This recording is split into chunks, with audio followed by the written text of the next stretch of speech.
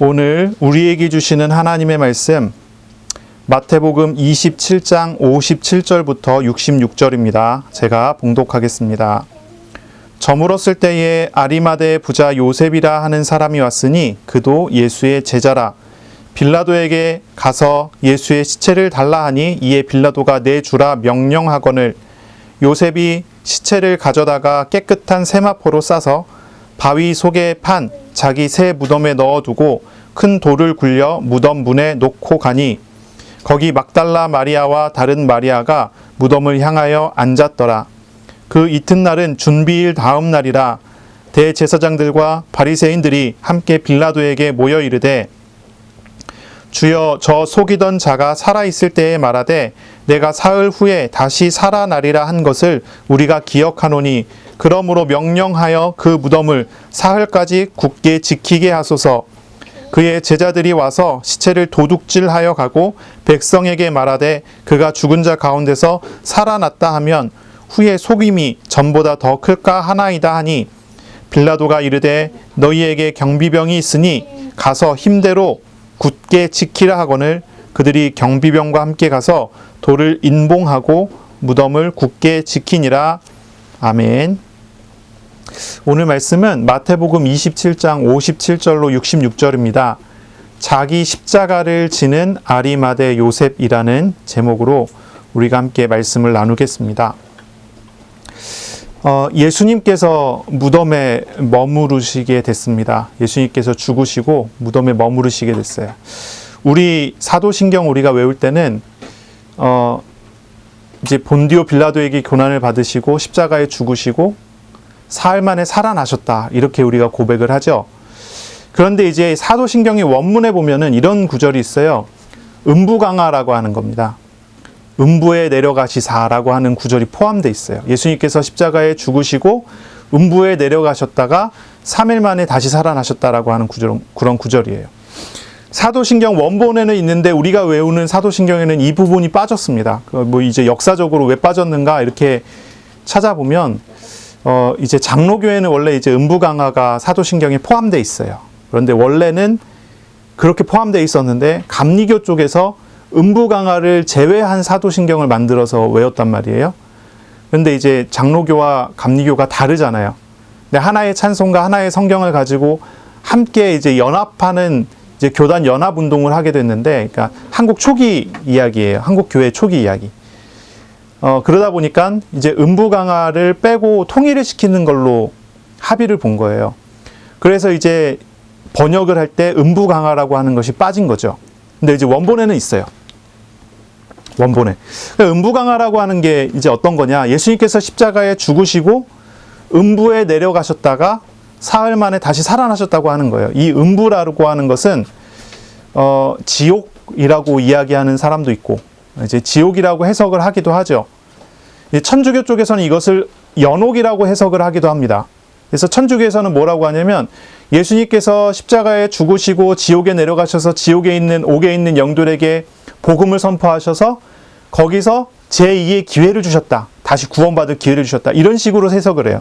이건 아주 이단적이죠. 성경적으로 맞지 않고요. 자기네 이제 연옥교리에 맞춰서 해석을 하는 것입니다. 그건 이제 맞지 않은 거죠. 그런데 이것을 이제 다른 쪽에서는 어떻게 해석하냐면, 이제 루터교나 이런 쪽에서는 어떻게 해석하냐면, 이걸 이제 그리스도의 승기하고 맞춰서 해석을 해요. 그래서 루터교에서는 이제 그리스도께서 십자가에 죽으시고 음부에 내려가셨다고 하는 그런 구절을 가지고 지옥에 있는 마귀와 사탄에게 그리스도의 승리를 선포했다라고 하는 그런 구절로 해석을 해요. 근데 우리 개혁교회는 이걸 어떻게 해석하냐면 예수님께서 직접 지옥으로 가셨다가 올라오셨다고 하는 해석으로 하지 않습니다. 우리 개혁교회에서는 어떻게 해석하냐면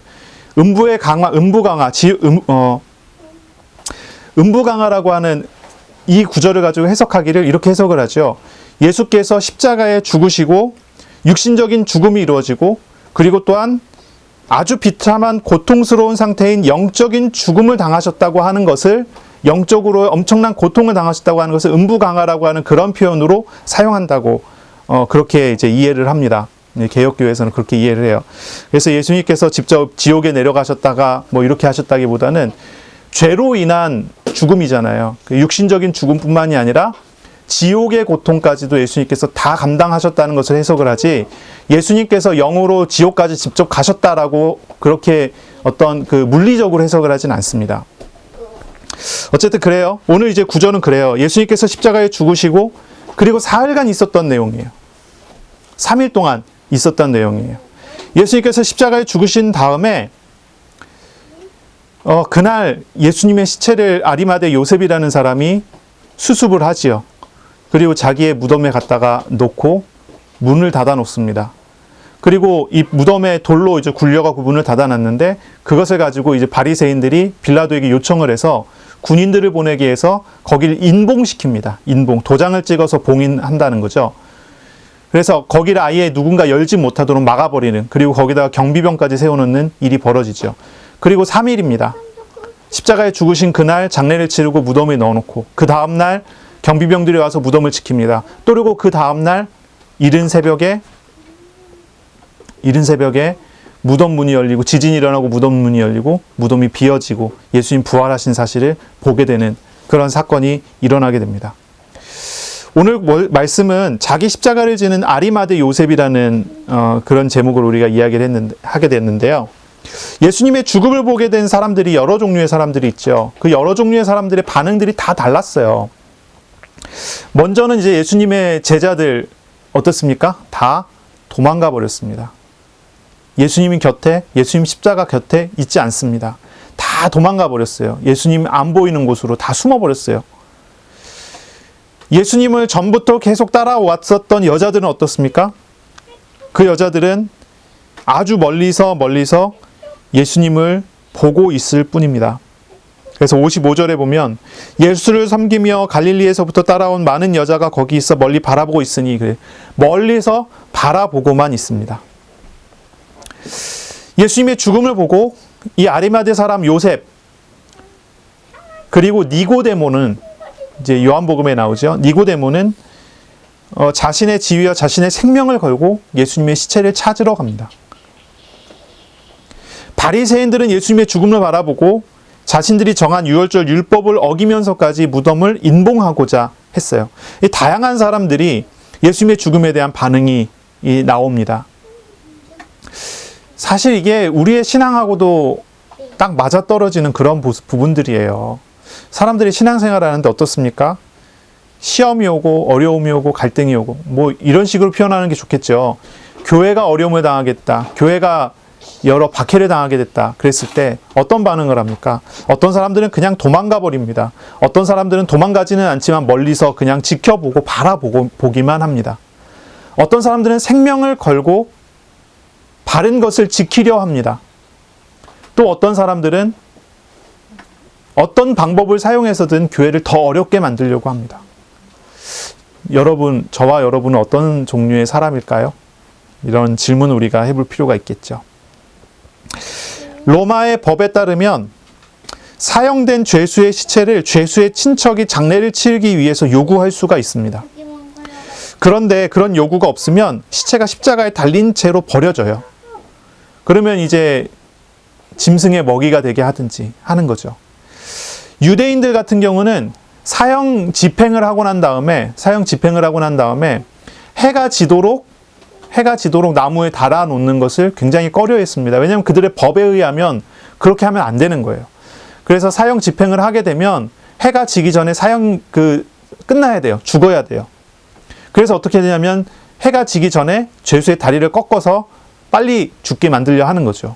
그런데 예수님께서는 굉장히 빨리 죽으셨어요. 달리신 지 거의 한 6시간 만에 죽으셨는데, 죽으시고 난 다음에 이제 오후 3시쯤에 예수님께서 죽으신 거예요.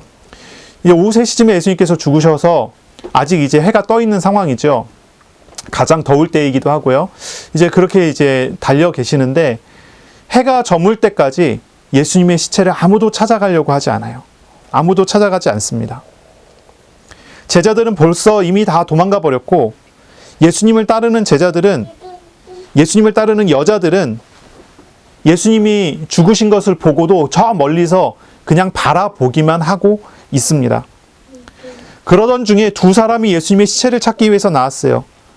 이것을 마태가 이야기하기를 숨은 제자다라고 하는 표현을 썼어요. 아리마대 요셉입니다.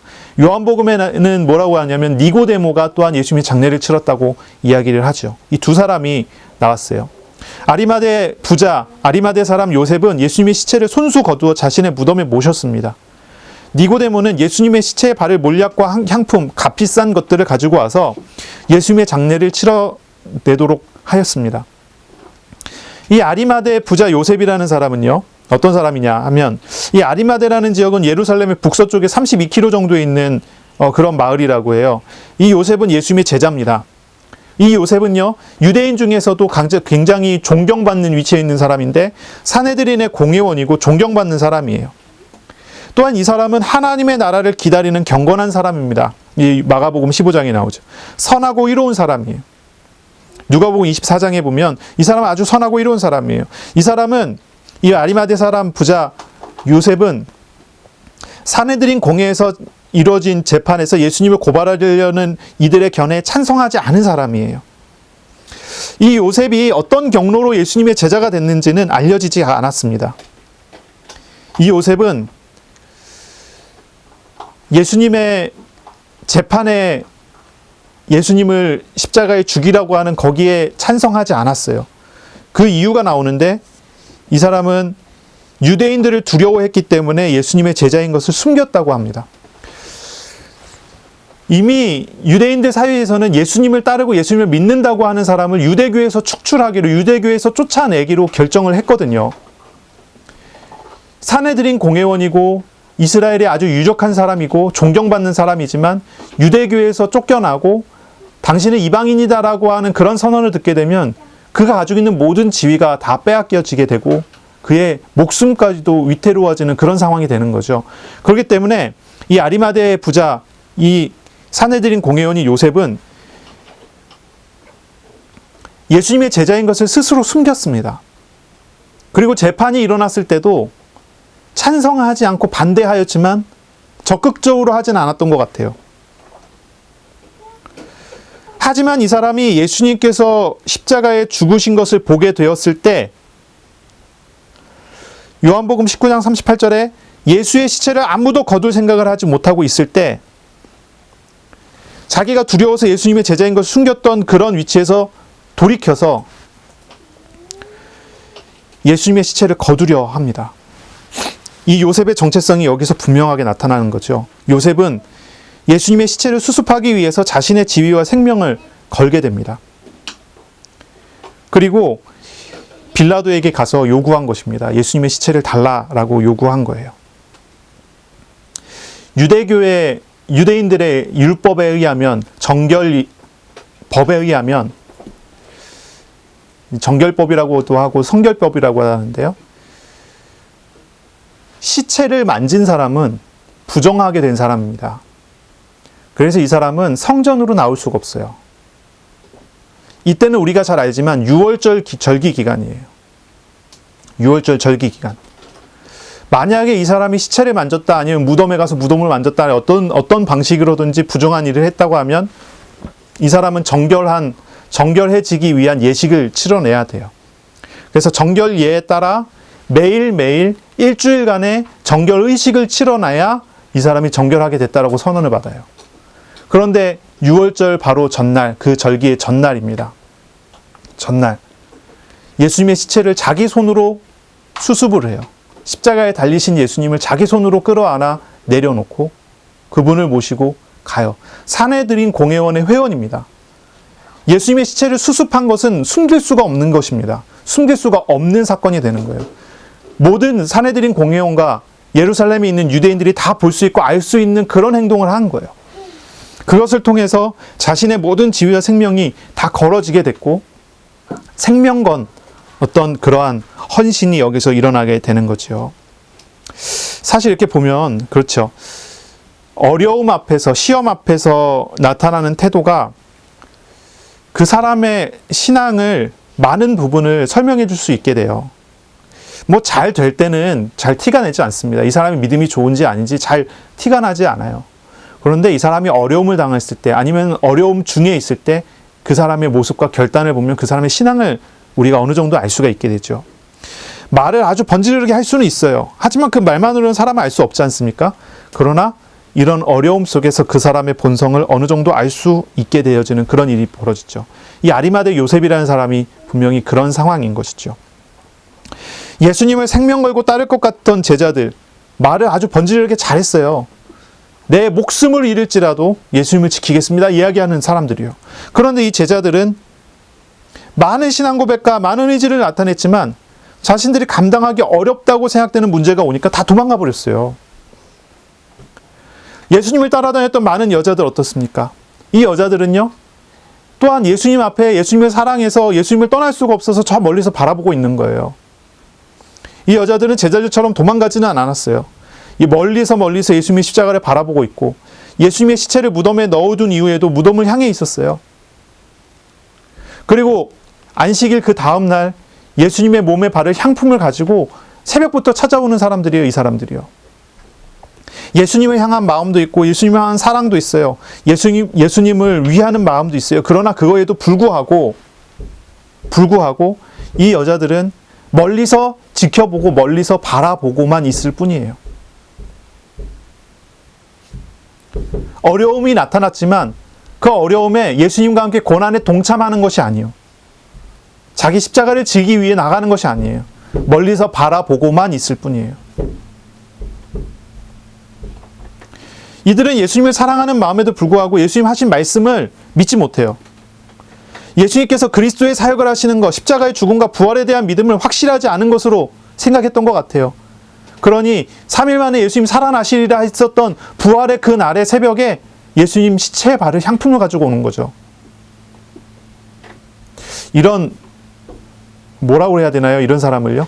그냥 바라보고만 있는 사람. 이런 사람들, 요즘에 이런 신자들이 많다 이거죠.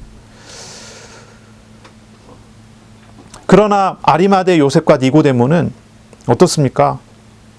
먼저는 유대인이 두려워서 자신을 숨겼던 사람이지만 예수님의 죽으심을 본 이후에 스스로 고난에 참여하는 사람이 되었어요. 이 요셉과 니고데모는 빌라도에게 요청해서 예수님의 시체를 수습하는 일을 했어요. 아무에게도 숨길 수 없는 그런 일을 했어요. 모두가 다 알 수밖에 없는 그런 일을 했어요. 유월절 기간이니 유월절 절기이기 때문에 성전으로 나가야 되는데 성전 나가지 않기로 결정을 했어요. 자신이 예수를 믿는 사람이다라고 하는 것이 많은 사람들 앞에서 밝혀질 위험 다 감수했어요. 두려워서 숨기던 사람이 예수님의 죽으심을 보고 변화가 됐어요. 변화가 됐어요. 왜 이렇게 행동을 했을까요? 저는 그것이 하나님의 은혜가 아니면 안 된다고 생각을 하는데요. 이 니고데모와 아리마대 요셉은요, 예수님께서 십자가에 달려서 죽으시기 직전까지 자기의 신앙을 완전히 숨겼던 사람들이잖아요. 유대인들을 두려워했던 사람들이에요. 그러나 예수님이 죽음 이후에 그들이 완전히 변화가 됐어요. 이거는 하나님의 특별한 은혜가 임한 것이 아닌가 생각이 들어요. 전혀 변할 수 없는 상황, 전혀 가능하지 않은 상황에서 이 사람들은요, 변화가 돼버렸어요. 이것은 하나님의 특별한 은혜가 임한 것으로 저는 이게 보게 돼요.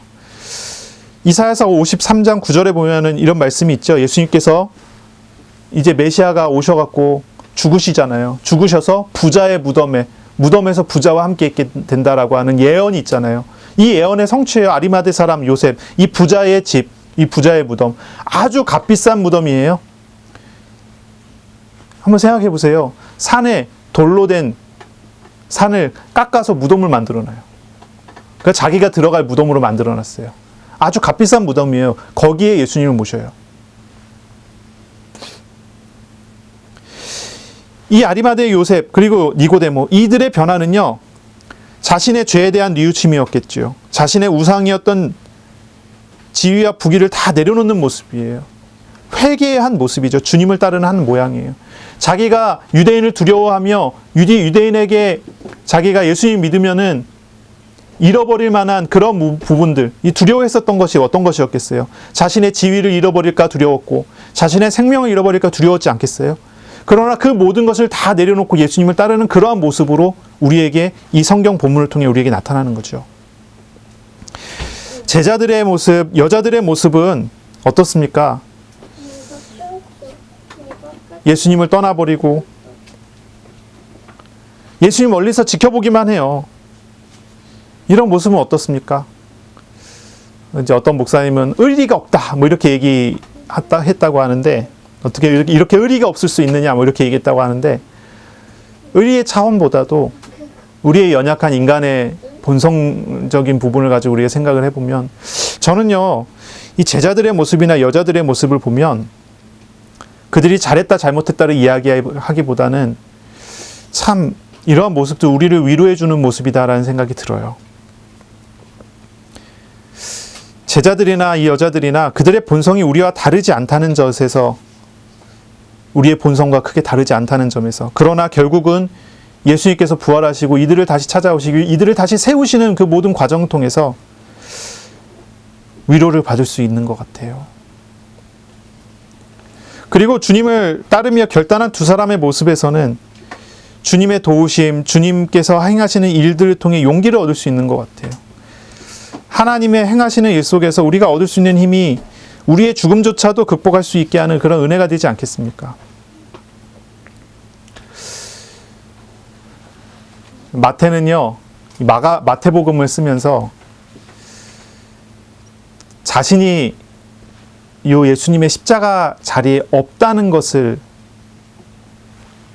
풍기잖아요. 그런 어떤 뉘앙스를 풍기잖아요. 자기가 여기 없다는 걸요. 예수님을 따라온 사람들은 오직 여자들 뿐이고, 그 여자들도 멀리서 바라보기만 했고, 제자들은 이미 다 도망하고 자기도 그 자리에 없었다는 거예요. 그러나 오직 아리마대 요셉만이 예수님의 시체를 수습을 했다고 하는 그런 고백들을 해요. 사도가 되었던 마태, 나중에 예수님을 위하여 생명건 사역을 하다 순교하여 죽게 되는 바로 그 마태가 자신의 고백을 이렇게 하는 거예요. 그것이 우리의 위로가 되지 않겠습니까? 우리의 연약함에도 불구하고, 그러나 결국은 하나님께서 도우시고 세우시는 은혜를 우리에게 주실 것을 또한 우리는 기대하게 되죠. 헌신이란 무엇일까요? 헌신이란, 자기 십자가를 지는 아리마대 요셉을 한번 생각해 보세요. 헌신이 무엇일까요? 헌신은요, 고난에 동참하는 거예요. 자기 십자가를 지는 것을 헌신이라고 해야 됩니다. 부자 청년 관원이 예수님께 찾아와서 어떻게 하여야 구원을 받을 수 있습니까? 부자 청년 관원이 예수님께 찾아와서 어떻게 하면 구원을 받겠습니까? 라고 질문을 했어요. 그에 예수님께서 대답하시기를, 너의 재산을 팔아 가난한 사람들에게 나눠주고 나를 쫓으라라고 말씀을 하셨어요. 그 말을 듣고 이 사람은 자신의 재물로 인하여 근심하고 고민하면서 돌아갔어요. 그때 예수님께서 제자들에게 말씀하시기를,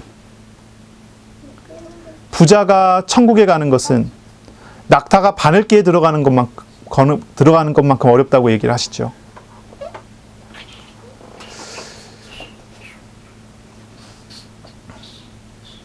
제자들이 그러면 누가 구원을 받을 수 있습니까?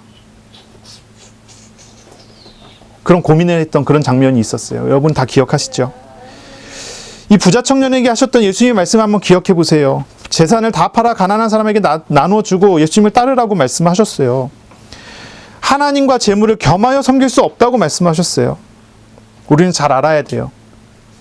제자는 어떤 사람입니까? 예수님을 따르는 사람입니다. 제자는요, 세상의 것을 얻어가는 사람이 아니에요. 하나님의 나라를 얻어가는 사람이에요.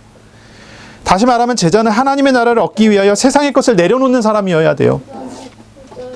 하나님의 뜻을 따르기 위하여 자신의 생각을 내려놓고, 하나님의 통치를 얻기 위해 자신의 판단을 내려놓고, 하나님을 얻기 위해 우상을 내려놓고, 안식, 참된 주님 안에서의 천국의 안식을 위하여 쾌락을 내려놓고, 또한 우리 가정에서는 배우자를 사랑하기 위해서 육신적인 감정을 내려놓는 것입니다. 제자는요, 세상의 욕심과 우상을, 죄를 십자가에 죽이는 사람이에요. 예수님과 같은 길을 가고 예수님을 따라가는 사람이어야 돼요. 이런 사람이 제자예요. 자기 십자가를 진다는 것, 고난에 동참한다는 것이 무엇입니까? 육신적인 것을 내려놓는다는 것이죠. 죄를 내려놓고 욕심을 버리고 주님을 따라가야 된다는 거예요. 주님의 길은 십자가의 길이니 우리가 십자가에 동참되어져야 된다는 것이죠. 오늘 본문에 보면요, 이 제자와 정반대되는 한 사람들이 나오죠. 한 종류의 사람들이 나오죠. 이 사람들은 바리새인들이에요. 이 사람들은 어떤 사람이냐면 세상을 얻기 위해서 하나님의 나라를 외면하는 사람들이에요. 바리새인들이. 62절에 보면요, 이런 구절이 있죠. 그 이튿날은 준비일의 다음 날이라. 준비일의 다음 날. 참 표현이 참 그렇지 않습니까? 준비일의 다음 날이라고 하는 그런 표현을 써요. 그냥 안식일이라고 하면 되잖아요. 근데 왜 안식일이라고 표현 안 하고 준비일의 다음 날이라고 표현했을까요? 그 이유는 간단해요. 마태의 기준은 예수님의 십자가의 죽음이 기준이에요. 예수님께서 준비일 날 달리셨으니 준비일의 다음 날이라고 표현을 하는 거죠. 어쨌든 이날은 안식일이에요. 율법에 의하면 안식일을 어떻게 지켜야 되나요? 안식일은 일하지 않고 온전히 하나님을 위해 드려야 되는 그런 날이에요. 그런데 바리새인이 준비일 다음 날에 빌라도를 찾아갔다고 해요. 이 표현을 한번 자세히 보세요. 빌라도를 찾아간 사람은 바리새인이에요. 예수님의 십자가 못 박아 죽이라고 외쳤던 사람들이 어떤 사람입니까? 대제사장들과 서기관들과 장로들이에요. 바리새인들도 포함되죠. 많은 종류의 사람들이 있는데 유독 바리새인만 안식일 날 찾아갔다고 기록이 돼요. 이거는 마태가 정확하게 표현을 한 거예요. 정확한 표현이에요. 그들이 어떤 상태고 어떤 마음으로 어떤 일들을 하는지를 이야기하는 거예요. 바리새인은요, 율법을 지키는 것을 생명처럼 생각하는 사람이에요. 자신의 생명처럼 생각하는 율법보다 더 중요한 일을 하기 위해서 안식일을 어겼다는 거예요. 안식일 율법을 어겼다는 거예요. 그걸 표현하는 거예요. 율법을 최우선으로 하는 율법주의자들인 바리새인이 율법을 확실히 어기면서까지 어떤 일을 해요. 자신들이 생각했을 때 하나님 나라보다, 자신들이 생각했을 때 믿음보다, 신앙보다 더 중요한 일이 있다고 생각한 거예요. 세상을 얻기 위해서 하나님 나라를 외면하는 딱 그런 모습인 거죠. 그런 표현인 거죠. 이 사람들이 그렇게 중요하게 생각한 것은 무엇입니까? 바로 예수님의 무덤을 인봉하는 일이에요. 그들은 예수님이 죽으실 때의 일을 봤어요. 하늘이 흑암으로 덮이는 것. 예수님께서 죽으실 때 지진이 일어나고 성전의 휘장이 찢어지고 무덤이 열리는 그런 일들을 이 사람들은 목격을 했어요. 물론 무덤이 열리는 것을 목격하지는 않았을 것 같아요. 왜냐하면 6월절 절기가 다가오기 때문에 무덤을 아주 멀리하고 근처도 안 갔을 겁니다. 어쨌든 이제 그런 일들을 하늘이 어두워지고 땅이 흔들리는 걸 다 본 거예요. 이 사람들은요. 그런 일들로 인하여 굉장히 혼란스러워했고 또한 예수님께서 가르쳤던 부활에 대한 가르침을 정확하게 기억하고 있었기 때문에 이 사람들은 무덤을 봉하려고 한 것입니다. 이 바리새인들 어떻습니까? 이 사람들은 예수님이 그리스도이신다는 거에 관심이 없어요. 구약 성경의 성취에도 관심이 없어요. 심지어 율법을 지키는 행동까지도 율법을 지켜서 얻으려고 하는 자신의 어떤 의로움조차도 다 버리게 돼요. 자신들이 얻고자 하는 것보다 못하게 생각을 한 거죠. 이들의 관심은 자신들의 것, 세상의 것을 얻고 누리는 데만 있었던 것 같아요. 그러므로 이들은요, 세상을 얻기 위해 하나님 나라를 외면하는 그런 일을 행한 것이죠. 정반대에 대하는 이런 사람이 나오지 않습니까? 여러분, 저와 여러분 한번 생각해 봐야 되겠어요. 자기 십자가를 지고 있습니까? 자기 십자가를 지고 있습니까? 예수님의 십자가를 따라갈 마음과 생각이 준비되어 있습니까? 아리마대의 요셉, 니고데모, 이 사람은 자신의 생명을 걸고 나아갔어요. 두려워하던 그 사람이 하나님의 은혜를 입어 그런 일들을 하기 위해 나갔어요. 물론 오늘날 우리의 상황이 이 당시에 이런 상황하고는 다르죠. 예수님이 십자가에 직접 달리시고 죽음의 위협과 어떤 이렇게 나타나는 그런 모습과는 분명히 다를 것입니다. 그러나 우리 이 질문은 반드시 해야 돼요. 자기 십자가를 지고 있습니까? 예수님의 십자가를 따라갈 마음과 생각이 준비되어 있습니까? 이 말은요, 위험을 무릅쓰고 위험한 곳으로 나가라는 말이 아니에요. 고난을 찾아가라는 말도 아니에요. 자기 십자가를 진다는 말은 멀리서 생각하면 안 되죠. 가까이에서 우리는 생각해야 돼요. 주님과 교제하며 주님과 동행하는 삶을 살라는 이야기예요. 우상을 내려놓으라는 얘기예요. 우상을 십자가에 못 박아버리라는 얘기예요. 작은 욕심 하나하나부터 십자가에 못 박아버리라는 얘기예요. 그것이 자기 십자가를 지는 것입니다. 우리의 삶에 함께 하시는 예수님을 외면하고 등 돌리지 말고, 우리와 함께 하시는 예수님을 멀리서 관찰하고 바라보는 삶만 살지 말고, 주님의 말씀에 귀를 기울이고, 주님의 마음을 배우고, 주님의 생각을 배우고, 주님을 의지하는 삶을 살라는 것입니다. 자기 십자가를 지는 것은요, 그렇게 어려운 것이 아니에요. 내가 가지고 있는 죄가 무엇인지 깨닫고 하나님 앞에 고백하는 것부터 시작입니다. 우상에서 돌이키는 것에서 시작이에요. 작은 것이지만 주님께로 나아가는 매일의 시간, 정한 시간에 기도하며 주님 앞에 무릎 꿇는 것부터 시작이에요. 제자의 길은요, 제자도는요, 작은 시작으로부터 시작합니다. 하나님 앞에 기도함으로 죄에 대한 회개에서 시작하여 하나님의 말씀을 묵상하고 하나님께로 돌아가는 그러한 시간으로 얻어가는 것이지요. 그것이 자기 십자가를 지는 것입니다. 또한 자기 십자가를 진다는 말이 가난해지는 것을 의미하는 거 아니에요. 가난해지는 것을 의미하는 게 아닙니다. 예수님께서 부자 청년 간원에게 너의 재산을 다 팔아 가난한 사람에게 나눠주고 나를 따라하라, 이렇게 말씀하셨어요. 왜 그랬을까요? 제가 생각했을 때는 그 부자 청년 관원은 자기가 가지고 있는 그 재물을 하나님처럼 섬기고 있었기 때문이에요. 그걸 버리지 않고는 제자로서 살 수가 없고, 그걸 버리지 않고는 천국 생활을 할 수가 없어요. 그걸 버리라는 얘기죠. 그런데 오늘 나온 아리마대의 부자 요셉이에요. 참 독특하지 않습니까? 아리마대 사람 요셉, 사내들인 공의요, 이렇게 얘기할 수 있는데 그렇게 표현하지 않고요, 마태가 이 단을 딱 넣었어요. 아리마대의 부자 요셉. 부자예요. 사내린 공회원이고요, 존경받는 사람이에요. 이 사람이 예수님의 제자라고 했어요. 제자예요. 하나님과 재물을 겸하여 섬길 수 없다 이야기했는데 이 사람은 부자예요. 다시 말해서 뭐죠? 재산을 많이 가지고 있지만 돈을 섬기는 사람이 아니라는 거예요.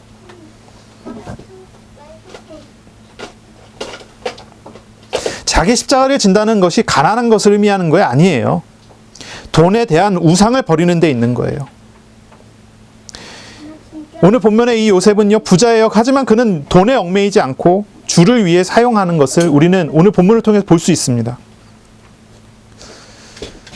예전에 이제 동안교회에 있었던 김동호 목사님이란 분, 이제 그분이 쓴 청부, 깨끗한 부자라는 책이 있어요. 좀 참고할 필요가 있겠죠. 이분은 이렇게 얘기해요. 돈은 복이 아니래요. 부자가 되는 것은 축복을 받는 게 아니래요. 돈은 복이 아니라 은사래요. 은사. 방언이 은사인 것처럼 돈도 은사라는 거예요. 그러니까 받을 수도 있고 받지 못할 수도 있죠. 그리고 그 은사는 어떻게 사용합니까? 나를 위해 사용하는 것이 아니죠. 은사는 하나님을 위해 사용해야 되는 것이죠. 네. 속상해요. 울어요. 아이고 참. 예. 돈이 있고 없고가 사람의 행복을 좌우하지 않습니다. 돈은 복이 아니에요. 사람에게 있어야 진짜 복은 무엇입니까? 우리 하나님께서 우리에게 오셔서 함께 하시느냐 안 하느냐예요. 잘 사는 것과 부자인 것은 다른 거예요. 어떤 사람들은 부자를 잘 산다고 그러고 가난한 사람은 못 산다고 그래요. 근데 진짜 부자가 잘 사는 거예요? 가난한 사람이 못 사는 거예요? 그렇지가 않습니다. 돈이 많다고 잘 사는 게 아니고요, 돈이 없다고 못 사는 게 아니에요. 돈하고 상관없어요. 가난한 사람은 없는 대로 하나님의 도우심을 입어 살면 돼요. 부자는요, 하나님의 인도하심을 받아 살면 돼요. 돈은 행복을 좌우하지 않습니다. 돈은 복이 아니에요. 돈은 은사일 뿐이에요. 우리 주님께서는 말씀하셨어요. 하나님의 자녀는요, 먹을 것, 입을 것, 마실 것, 구하지 말라고 그랬어요. 그건 하나님께서 다 더해 주시는 거예요. 우리가 먼저 해야 될 것은 그것이 아니에요. 하나님의 나라와 하나님의 의. 돈이 하나님의 은사나 삶의 도구여야 되는데 그렇지 않고 돈이 우상이 되면 어떻습니까?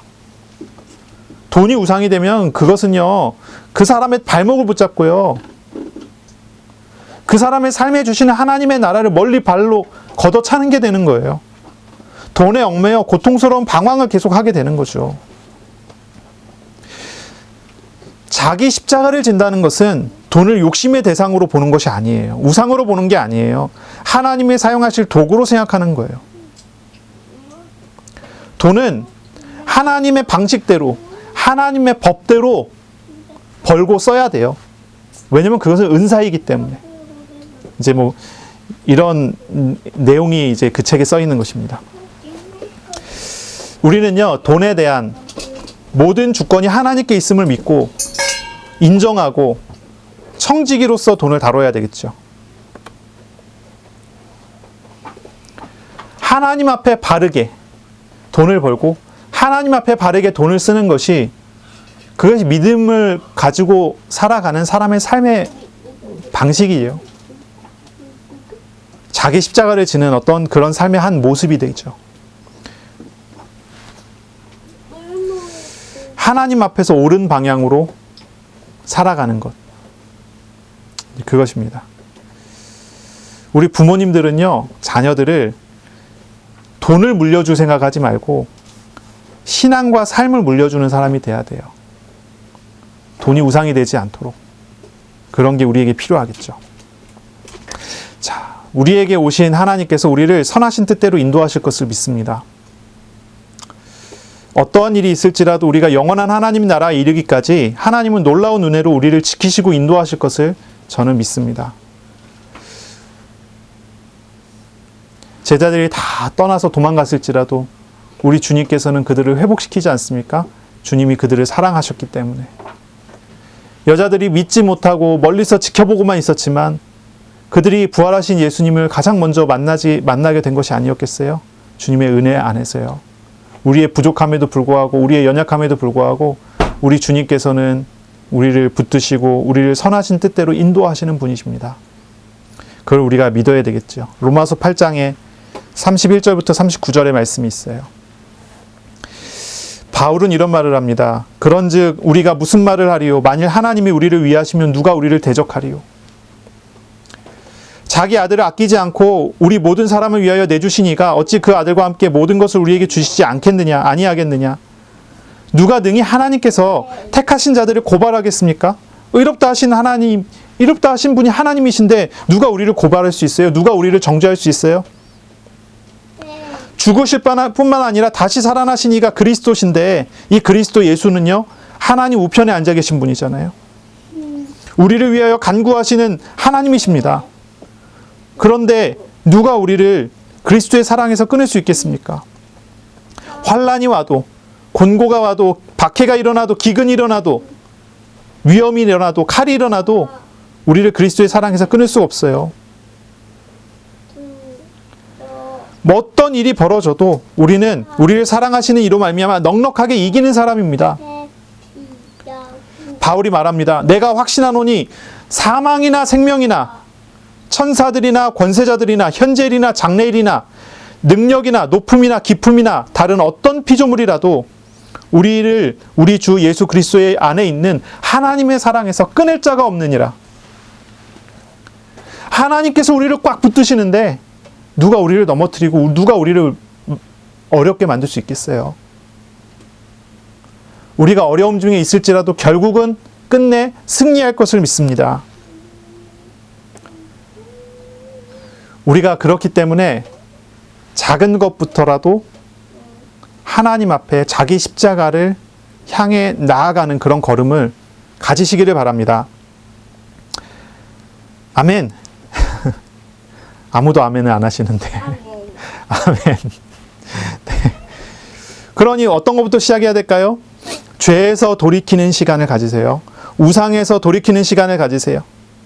하나님 앞에 시간을 정해놓고 때에 맞춰 하나님 앞에 무릎 꿇고 기도하는 그런 시간을 가지세요. 우리 다니엘서 6장 10절인가요? 보면 이런 말씀이 나오죠. 하루 3번 다니엘은 열린 창에서 예루살렘을 향하여 하나님께 기도했어요. 베드로가요. 사도행전 3장에 보니까 제9시 기도 시간에 기도하러 성전으로 가요. 기도 시간에 맞춰서 기도하러 가는 거예요. 바울이 제6시 기도 시간에 기도해요. 다윗은 보니까요. 시편 119편인가요? 보니까 뭐라 그러죠? 하루 7번 시간을 정해놓고 하나님 앞에 하나님을 찬양했습니다. 라고 나와요. 우리가 하나님께 우리 자신을 드리는 중요한 시간을 정해놓고 하나님께 나아가는 도전을 하란 말이죠. 죄를 버리는 시간, 우상을 버리는 시간, 하나님께 나아가는 시간을 하나님 앞에 잡고 도전해 보세요. 우리의 힘으로서는 되지 않겠지만 우리 주님께서 우리를 인도하시고 우리를 도우시면 우리는 넉넉하게 이기며 넉넉하게 우리는 승리하는 그런 길로 갈 수가 있게 돼요. 하나님 앞에 무릎 꿇고 회개하는 시간, 늘 주님께로 돌아가는 시간을 가질 뿐만이 아니라 그 시간에 우리는 또한 하나님의 말씀을 묵상하는 그런 은혜를 우리가 누려야 되겠습니다. 말씀을 묵상하세요. 모세가 죽고 난 다음에 하나님께서 여호수아를 부르세요. 모세가 죽었을 때 이제 하나님께서 여호수아를 불러서 여호수아와 함께 이제 가나안 땅에 들어가겠다고 약속을 하세요. 그때 우리 하나님께서는 여호수아에게 이렇게 말씀하세요. 여호수아 1장 7절 오직 너는 마음을 강하게 하고 극히 담대히 하여 나의 종 모세가 너에게 명한 율법을 다 지켜 행하고 좌우로 치우치지 말라. 그리하면 어디로 가든지 형통하리라. 하나님의 말씀을 지켜 행하고 좌로나 우로나 치우치지 말라 그랬어요. 말씀을 가지고 말씀을 묵상하고 말씀을 따라가야 돼요. 그것이 기본이에요. 시편 1편 1절 2절에 보면 이런 말씀이 있죠. 복이 있는 사람은 악인의 꾀를 쫓지 않고 죄인의 길에 서지 않고 오만한 자의 자리에 앉지 않고 오직 여호와의 율법을 즐거워하여 그 율법을 주야로 묵상하는 자로다. 하나님의 말씀을 즐거워하여 묵상하는 사람이에요. 아, 율법 조항을 어떻게 묵상할 수 있어요? 살인하지 말라. 이거 맨날 묵상해 보세요. 그럼 뭐가 형통해질까요? 도둑질하지 말라, 거짓 증거하지 말라. 이 말씀을 묵상하면 그게 형통함으로 연결이 되나요? 율법 조항 자체가 중요한 게 아니라 율법을 통해 말씀하시는 하나님을 만나는 것이 중요한 거죠. 하나님을 만나는 시간, 하나님의 말씀을 묵상함으로 하나님과 함께하는 시간을 회복하세요. 기도 시간을 가지세요. 주님과 교제하는 시간을 가지세요. 어떤 사람들은 짜투리 시간에 기도한다 그러는데 짜투리 시간은 짜투리 시간일 뿐이에요. 시간의 우선순위를 정하고 하나님께 기도하는 시간을 가지세요. 어떤 사람은 회사에 이제 출근하러 나가면서 버스를 타고 지하철을 타고 하면서 기도한다 그래요. 그런데요, 그런 기도는요, 회방받기가 참 쉽지 않습니까? 다른 생각하게 되고, 다른 거 생각하게 되고, 다른 행동을 하게 되고, 다른 상황을 만나게 되면서 기도가 회방이 돼요. 그런 시간 말고, 물론 그런 시간도 기도하면서 가면 참 좋지요.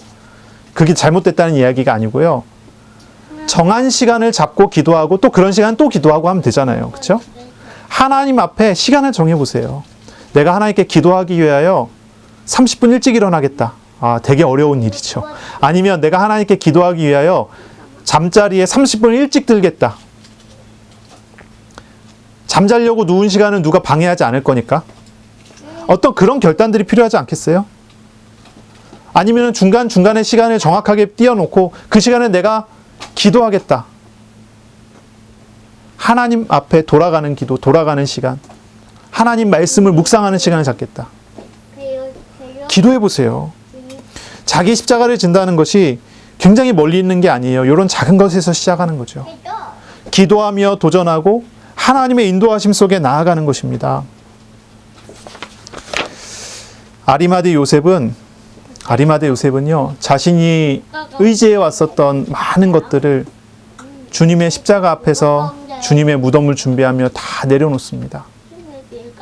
그것이 그의 마음, 그의 믿음을 우리에게 지금 이야기해 주는 거지요. 하나님의 은혜가 우리에게 필요합니다. 주님을 더욱 알아가고 주님 안에서 그 하나님 나라의 놀라운 은혜를 더욱 풍성히 누려가는 그런 은혜가 있어야 되겠죠. 세상에 있는 쾌락을 향해서 달려가겠습니까? 하나님 나라의 평안을 누리기 위하여 주님 앞에 서겠습니까? 자기 십자가를 지는 삶은요, 세상의 것을 내려놓고 하나님 나라를 얻어가는 그런 삶이에요. 육신적인 것을 잠깐 하나님 앞에 내려놓고 주님을 찾아가는 그런 시간을 갖는 거예요. 그러니 작은 기도의 시간부터 시작해 보시고, 가정에서 하나님 앞에 예배 드리는 것을 우선으로 하여 우선순위 예배부터 이렇게 한번 해보시고, 공부하는 학생들은 공부보다 우선하는 것이 하나님 말씀을 묵상하는 것이다 하고 거기부터 시작해 보시고, 이것이 별거 아닌 것처럼 보이지만은 자기 십자가를 지는 것이고 하나님의 나라를 얻어가는 그런 시작이 됩니다. 그런 은혜를 누리시기를 바랍니다. 기도하겠습니다. 하나님, 오늘 우리에게 말씀하시는 이 헌신에 대하여 우리가 마음으로 담고 기도하며 인도받기를 원합니다. 자신의 것을 다 내어놓은 이 아리마대 요셉처럼 주님, 우리들 하나님의 자녀들이 우리의 죄와 우상과 욕심들을 주님 앞에 내려놓고 주님의 십자가에 동참되는 믿음의 길 가기를 소원합니다. 주님, 작은 시작부터 하나님의 도우심, 하나님의 인도하심을 간구합니다.